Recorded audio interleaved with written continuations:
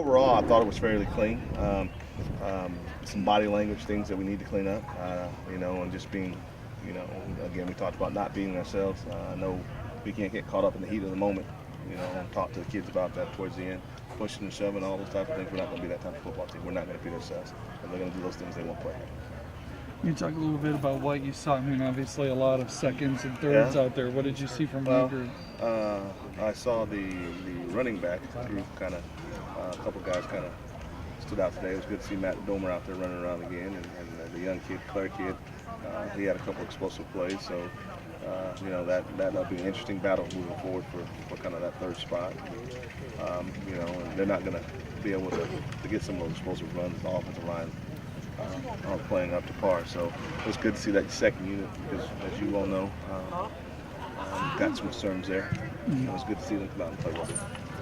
Is this, and I know you had talked about trying to get some film and getting some experience from those guys on the field. Will you give them another shot in a week, or what's the plan for this? The plan is Monday's the practice game week, so the reps will cut. Okay. I mean, we'll go in and we'll meet tonight. We'll meet tomorrow, and we'll decide who's going to get the ones and who's going to get the twos. And we're moving on and moving forward. We'll still continue, legendary Thursday night ball. They'll play some live football then, but most of these guys are going to go to scout team, and that's a huge role in what we're trying to do. One of the things that I'm kind of fired up about is our scout team. I mean, right now we're only looking at carrying maybe 4 of those freshmen, so 21 of those guys are going to go to the scout team. It's going to be quality, so we ought to be able to get a good look week in and week out, and that's huge. I mean, we snapped off 82 plays today, and our ones didn't take one. Last year, this time, second scrimmage, the ones were still out here, and we're trying to find out who was going to play and who wasn't. So it feels good to be a year removed, and just kind of happy about where we are. I feel like you've been able to create depth this camp. Yes, definitely. A lot of it is due to the lack of attrition this year. We didn't have too many guys. The guys we ended with the fall are still with us.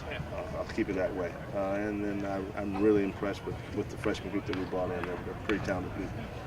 What about, I guess, we talked about the second team O-line being concerns there. Have you started to put some things together there yet, or there's still some?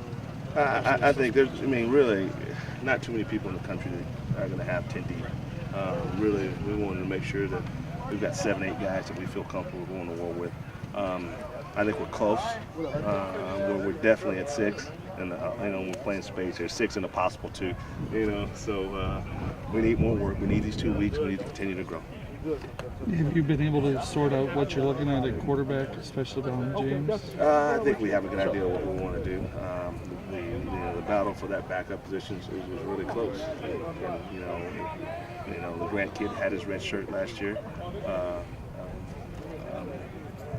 We would like to redshirt Dagan moving forward, but again, if we had some unfortunate incident, we were to lose James, we would have to go back and really reevaluate that because the Dagan kids played really well. Coach, you talked a little bit about the emotions out on the field today, especially the 2s and the 3s. Talk a little bit about the emotion level from the coaches all the way down. You've talked about it a lot this fall compared to even last year. Well, I think you could tell that these guys are very prideful men, and although we finished the season well last year, as a whole, it didn't sit well with anybody, and everybody's just kind of chomping at the bits to get back to that. And none of these guys want their unit to be the reason that we aren't successful. And that's what it takes. One of the big plays defensively today was by Clint Stevens. Good to see. It'd be nice to see that. Yeah. It was good. I mean, it's tough to come back with one of those deals, I think one of the things that's hurt Clint early in camp is that he didn't have the spring to get himself up to speed with our defensive playbook. While we tried to simplify it, still needed him. He didn't get any reps. So those other guys have been in it all fall and really were a year ahead of him. So as the year goes on, I'm sure that we'll start to see the old guy get back into form. Talk about the national coverage program got this past week. You got to feel good about that. Yeah, that's always great, man. It's always great that to get your brand out there. That's the Kardashian world that we live in nowadays. nowadays. But the bottom line at the end of the day is the kid earned it. You know what I mean? It was great for our university. It was great for him, great for his family. Kid earned it. And, it's time to move forward.